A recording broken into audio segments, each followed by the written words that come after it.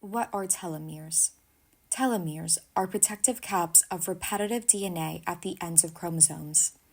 Think of the plastic tips on your shoelaces and how they protect the rest of your shoelaces from unraveling. Telomeres work in the same way.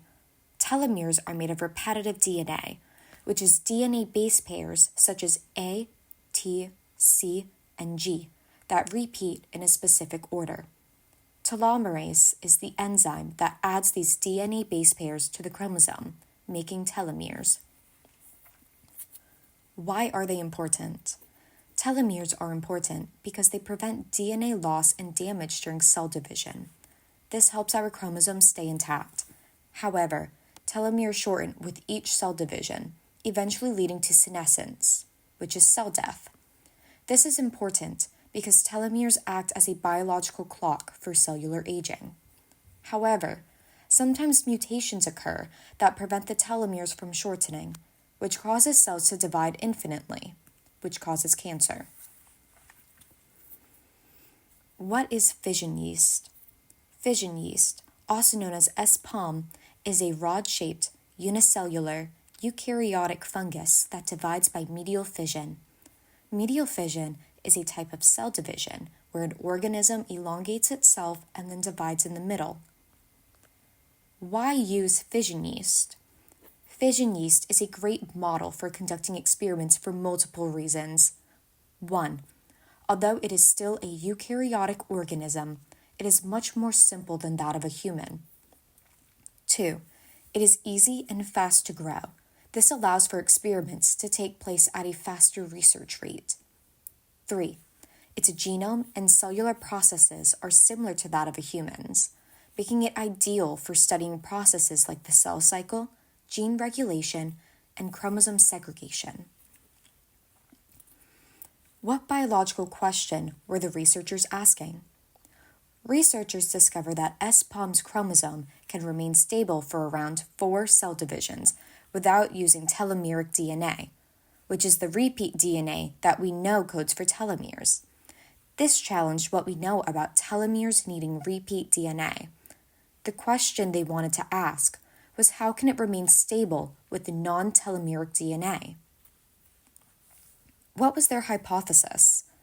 With this discovery, researchers then hypothesized that chromosome ends can remain stable for multiple cell divisions without terminal telomere repeats present.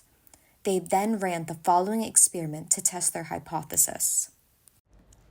Hi, I will now be explaining the methods and assays used in this experiment. The researchers had this bold hypothesis that maybe chromosomes don't actually need their protective DNA caps to stay stable. But how would you test this in living cells? The researchers used 4 different methods to test this hypothesis. The first method they used was inducible telomere formation assays, which in simpler words is basically molecular scissors that cut at precise times and places. They're there to create new chromosome ends without their usual protective DNA. And a good way of thinking of this is like if you were to remove the protective cap from one of your USB cables to see if their durability and if it still works. The second method they used was Southern blotting analysis, which would be comparable to like if security cameras were monitoring a building over time. They're basically tracking these modified chromosome ends through many cell divisions to see if they're staying stable or breaking down over time. The third method they used was telomere and PCR sequencing, which is basically like getting a detailed inspection report. It's analyzing the exact DNA sequences at chromosome ends and seeing if they keep their new sequences or are getting converted back to the normal protective ones.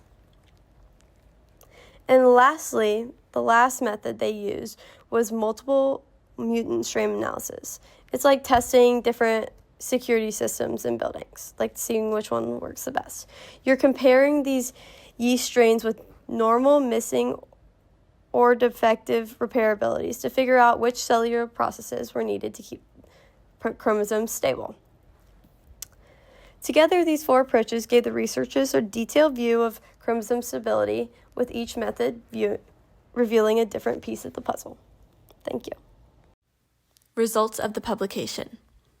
The main result of the publication was that forming short sequences at the end of a chromosome, also called telomeres, in fungi, using a protein that cuts DNA in cells that lack these short sequences, allowed the cells to divide without losing any of the important genes on the chromosome.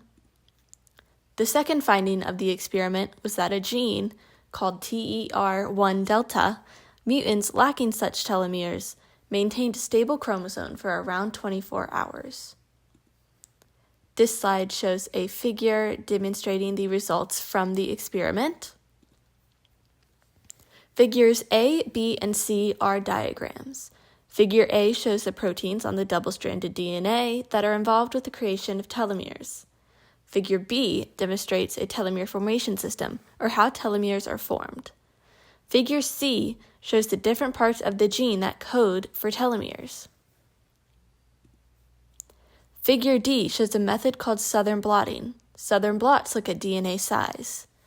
The DNA is run through a gel in a process called gel electrophoresis, and depending on where the DNA stops, that determines the DNA size. The gel has a negatively charged end and a positively charged end. The positive charge end is near the bottom of the blots. Since DNA is negatively charged, it will run towards the positive end. Smaller pieces of DNA find it easier to get through the gel and therefore will be closer to the bottom of the gel.